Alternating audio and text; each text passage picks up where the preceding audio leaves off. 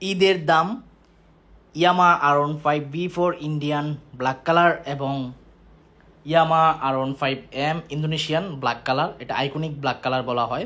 ঈদের দাম কত চলতেছে সেটা আজকের ভিডিওতে আমি বলে দিচ্ছি। ভিডিওটি প্রথম থেকে শেষ পর্যন্ত ধৈর্য সহকারে দেখবেন, তাহলে বুঝতে পারবেন। চলুন কথা না বাড়িয়ে ভিডিওর মূল টপিকে যাই।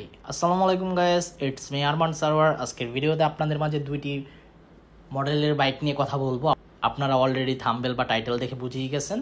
তবে এখনও পর্যন্ত যারা আরমান সারওয়ার ইউটিউব চ্যানেলটি সাবস্ক্রাইব করেন নাই, তারা অবশ্যই আরমান সারওয়ার ইউটিউব চ্যানেলটি সাবস্ক্রাইব করে ফেলবেন, যেন পরবর্তী আপডেট নোটিফিকেশন পেয়ে যান। বন্ধুরা, ইয়ামা বাইকগুলো কিন্তু ব্যাপক চলতেছে বাংলাদেশের বাজারে আনঅফিসিয়াল বাইকের ক্ষেত্রে। প্রথমে যদি আমি R15B4 Indian matte black colour বাইকটির প্রাইস বলতে চাই, এটা ঈদের দাম হচ্ছে আপনার 5,60,000 টাকা আস্কিং প্রাইস। আবারও বলতেছি, 5,60,000 টাকা আস্কিং প্রাইস হচ্ছে R15B4 ম্যাট ব্ল্যাক কালার, আর এটা BS7। আর পাশাপাশি যেটা আইকনিক ব্ল্যাক R15M বাইকটির প্রাইস দেখতেছেন, এটা আসলে ঈদের যে দাম, এটা আসলে ঈদের দামের সাথে মানায় না। বর্তমানে iconic R15M Indonesian black colour বাইকটির প্রাইস বলতেছে আপনার 7,10,000 টাকা আস্কিং প্রাইস। ভাবতে পারতেছেন, 7,10,000 টাকা হলে আপনি R15M বাইকটি ক্রয় করতে পারবেন।